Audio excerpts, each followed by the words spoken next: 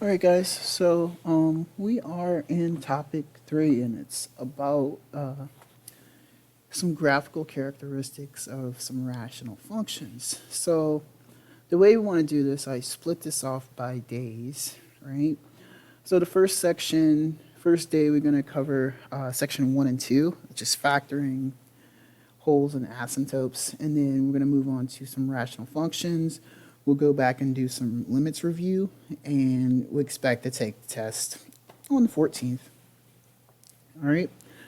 So this is our warm-up, and it's regarding whether functions would end up odd, even, or neither. And if you recall, with these even, odd, or neither functions, that we would have our even functions producing, if we plugged in a negative x, it would produce the same function.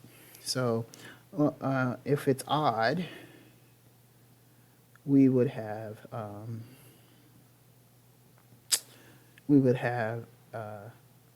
produce a negative function, right? So how do I know? Well, if that x term is to an odd power, doesn't matter. It could be a fraction. But as long as that number is odd, we're always going to produce, if we plug a negative in, we're always going to produce a negative version of the original. Now, if it's even, we're always going to produce the same version of the original. So keeping that in mind, if I look at the powers of these functions, of these terms in each function, in this function at least, both of these powers are, these exponents are odd. So when I plug this in, when I substitute in a negative x, I get 5 times negative x to the 3/5 minus 2 times negative x. All right?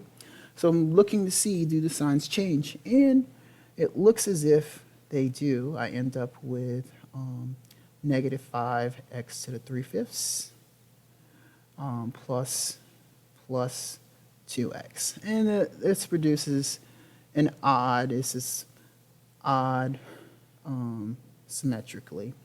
So looking at number next, we have some mixtures going on here. So we have, when we plug this in, we plug in that negative x, right? I have 3 times negative x to the 2/3.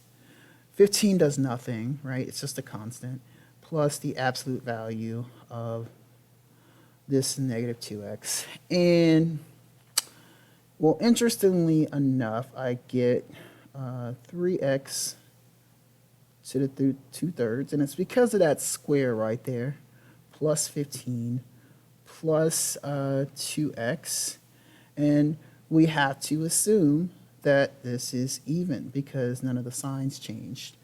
And here we have absolute value of x, absolute value, the negative x, plus 3 times a negative x squared minus 5 times a negative x, okay? And here I get no sign change, no sign change, and 1 sign change. So this is a neither because I have a mixture of sign changes. So hopefully you'll be able to go review that in your notes from topic 1. But we're going to move on to how might we use factoring and do factoring. All right. So when we factor a function where we have the first term is a squared, we want to know what we want to find. We want to identify a squared, which is a squared here. Then we want to identify what a is. It's just the square root of a squared. And b is just the square root of b squared. All right. When I do, it produces this. It produces a minus b times a plus b times a plus b, which is a plus b squared. So either way, That's how it works. As long as this works out, as long as, and you'll see what I mean. So let's look at an example of this. So C is a good example here. If I divide by, if I get the square root of x squared, I have x. The square root of 36, I have 6. And then 6x, if I match it up, I have 2 times 6x, and I should get 12x. And that gives me all of the terms that I need. I have x, when I square it, I get x squared. 6 times x times 2 is 12x, and 6 squared is 36. So this amounts to x plus 6 times x plus 6, or x plus 6 squared. All right. And there's a multitude of ways to go about doing factoring these, but that's just one way. Letter B, I have a positive a squared term, positive b squared term. Best match here scenario would be D, also F, D and F. All right. So taking the square root here, you should get a form a plus b times a minus b. Okay. No squaring there, so I need the square root of a. Did I do that right? I'm sorry. A minus b times a minus b equals a minus b squared. I gotta apologize, getting ahead of myself a little bit. So here, square root of x squared. So let's just look at what I have here. Square root of x squared is just x. Dividing 10x by 2, and I get negative 5x. Okay. Square root of 25 in this case would be a negative 5. Okay. And negative 5 times x is negative 5x. Negative 5x times 2 is negative 10. So I have x minus 5 times x minus 5. And I get x minus 5 squared as my final answer. So F is homework. E is homework because it looks very much like those first two. Now, here I have the difference of two squares. So when I do that, it's like opposites. It's like opposites. And I almost mistakenly did that earlier. So I have a minus b times a plus b. All right. So here I need the square root of a and the square root of b. So here's my a squared, here's my b squared. So square root of a, or this a squared here, is going to be 3x. Square root of my b in this problem is going to be 6 plus 6 and negative 6, so plus or minus 6. So when I write this out, I'm going to have 3x plus 6 times 3x minus 6. And that's the rule, and that's all she wrote. All right, look at number A. Square root of x squared is just x. Square root of 36, I have plus or minus 6. So I'm going to have x plus 6 times x minus 6. And you'll get to explore that a little bit, right, today.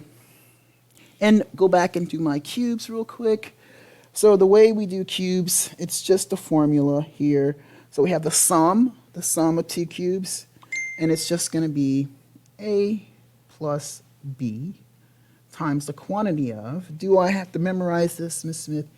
Yes, you do. Yes, you do. How do I memorize something like this? You practice. You practice. All right? And the difference of two cubes, a minus b, and then a squared plus ab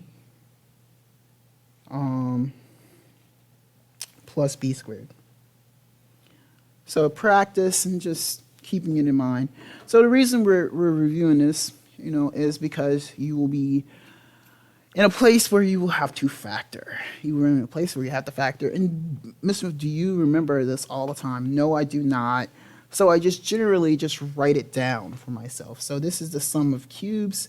So I believe I should go check, right? So that's what I'm going to do. I'm going to check a plus b times a squared minus ab plus b squared. So I'm going to go back and check and make sure I wrote that correctly. And I did. So just a little bit of practice there. Now I'm going to find a couple things. I'm going to find, so a squared. So I'm going to find a cubed. And it's just the cube root of whatever my a is. So this happens to be the cube root of x cubed equals x. So that means a squared here is x squared. All right. And then I need ab. But let's go find b first. So the cube root of b in this particular instance happens to be the cube root of 125. It's 5. All right. So b squared equals 5 squared equals 25. And then negative a times b equals 5 times x, or negative 5x. So when I write out this final answer, I have all the components I need. And a little bit sloppily, but I have the components. Here's my a right here. I'm going to write it right here. Going to write my negative, my other portion, the inner portion, right there. Okay. So let's start with that first group. I have x plus 5 times the quantity of x squared minus 5x plus 25. Everything I need, and I'm done. So I'm not going to do all the steps for the next one. The difference of two cubes, we have a minus b times a squared plus ab plus b squared. Okay, so that gives me x minus 3 times x squared plus 3x plus 9. All right, and the last is the sum of two cubes, and I will leave it to you to work on that. Actually, I will not. I would factor this out first, 2 times x cubed plus 27. And then this part should be a lot easier. It becomes 2 times x plus 3 times x squared plus 3x plus 9. So I'll leave that to you to check. You'll have some homework for this in Delta Math for factoring. Make sure you got it. Be a couple problems. And the second portion that we're going to do today is on wholes and asymptotes. Have a good day, guys.